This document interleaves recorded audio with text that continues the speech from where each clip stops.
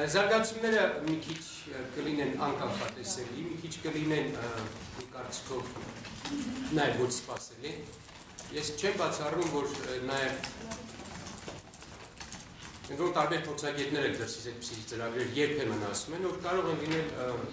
ոչ մեր հաշվարկներով գնացող պրոցեսներ։ Բոլոր դեպքերում ես ուզում եմ ես դա կլինի նաև այսօրվա իմ ելույթի լեյտմոտիվը խնդրեմ միջադեպից։ Ես կարծում եմ առաջիկա քաղաքական խնդիրները եւ զարգացումները կախված են լինելու ոչ թե կուսակցությունների ցանկություններից, ոչ թե անհատների ցանկություններից, այլ խնդրի դրվածքից, ինչ են ուզում մեր քաղաքական ուժերը, ինչ է ուզում Հայաստանի հասարակությունը։ Ես փորձեմ ձևակերպել այդ խնդիրը եւ այդ խնդրի բանաձևումից է կախված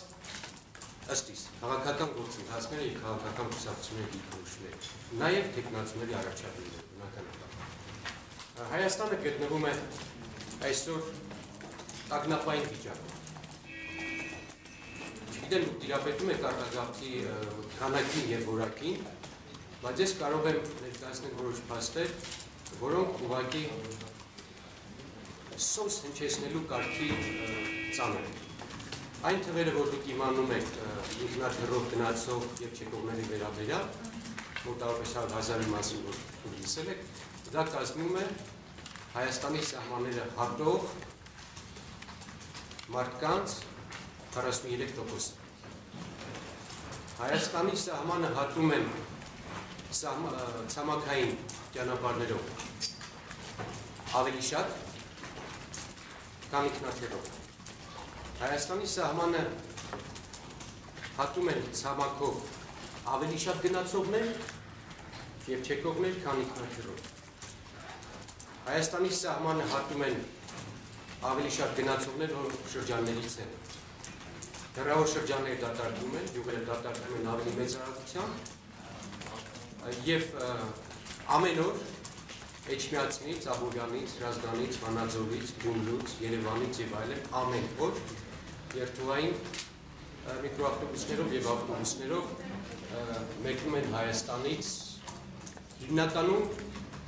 երբ չվերադառնալու ցանկություն ունեցողներ։ 5 տարի առաջ Հայաստանից գնացողների 85%-ը գնում էր սոցիալական դրդապատճառներով, աշխատանք չունենալու դրդապատճառներով։ Այդ թիվը երկու անգամ կրճատվել է, այսինքն գնացողների միայն 45%-ն է գնում սոցիալական լարվածությունից աշխատանք չունենալու պատճառով։ Մնացած մասը գնում է այդ պատճառներով։ Ոչ կանխատեսելի երկիր ունենալու, ոչ ապահով երկիր ունենալու, երեխաների ապագան այստեղ չտեսնելու, անպաշտպանված լինելու պատճառով։ Այսինքն Հայաստանի թիվ 1 խնդիրը, որը պետք է լինի առաջիկա պրեզիդենտական ընտրությունների ժամանակ եւ առաջիկա քաղաքական կուսակցությունների օրակարգում, որպես թիվ 1 հարց, ես հայտարարում եմ արտագաղթի դեմ առնելը։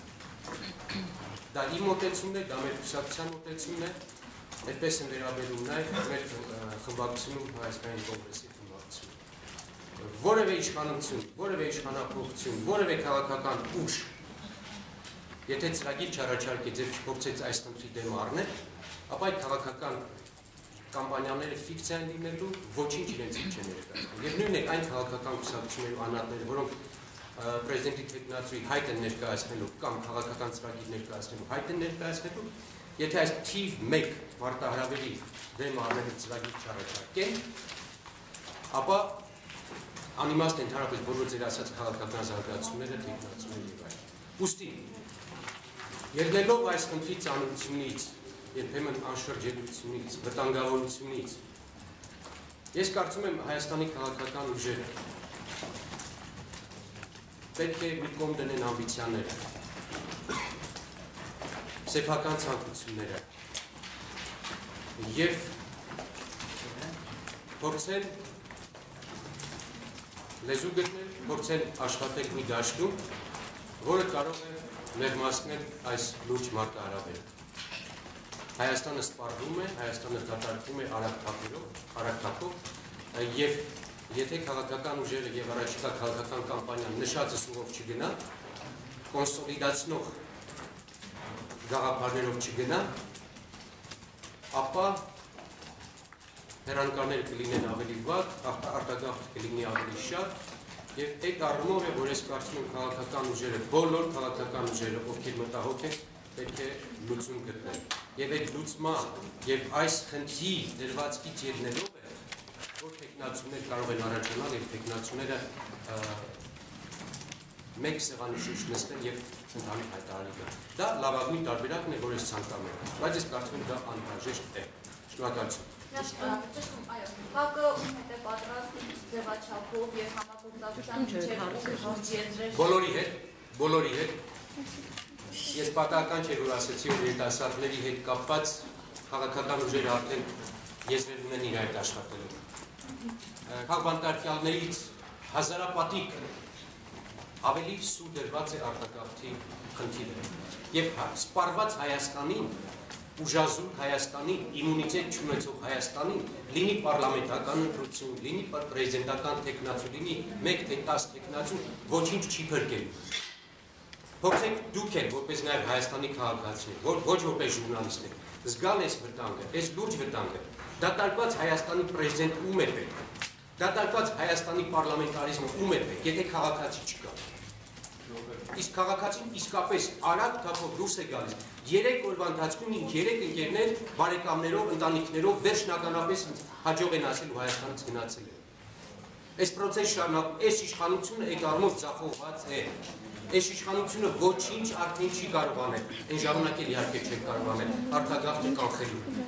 Այս ինչ որ արվում է բլեֆ է։ Միայն քամի, միայն մակերես է, խորքում Հայաստանը նպաստում է արտագաղթին։ Եվ այդ իշխանապողությունը դարձել է արտագաղթի կանգնեցնելու միակ ճանապարհ։